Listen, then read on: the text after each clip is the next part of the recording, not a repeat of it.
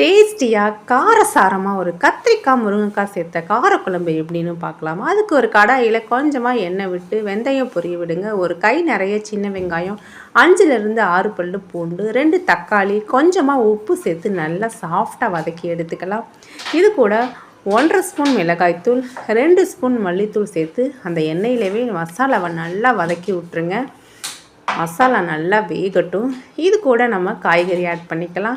இன்றைக்கி நான் கத்திரிக்காய், முருங்கைக்காய், உருளைக்கிழங்கு எல்லாமே சேர்த்து நல்லா இந்த மசாலாவிலே நல்லா மிக்ஸ் பண்ணி விட்றேன். ஒரு 2 நிமிஷம் நல்லா மூடி போட்டு காய்கறியை வேக விடுங்க.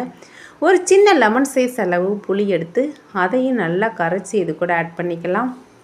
இப்போ இந்த குழம்புக்கு தேவையான அளவு தண்ணி, உப்பு சேர்த்து மூடி வச்சு ஒரு ஹை ஃப்ளேமில் ஒரு 15 மினிட்ஸ் வேக வச்சு இறக்கணுன்னா வெஜிடபிள்ஸ் எல்லாம் சூப்பரான டேஸ்டியான காரக்குழம்பு ரெடிங்க. மறக்காமல் ட்ரை பண்ணி பாருங்கள். இந்த வீடியோ பிடிச்சிருந்துச்சுன்னா லைக் பண்ணிடுங்க.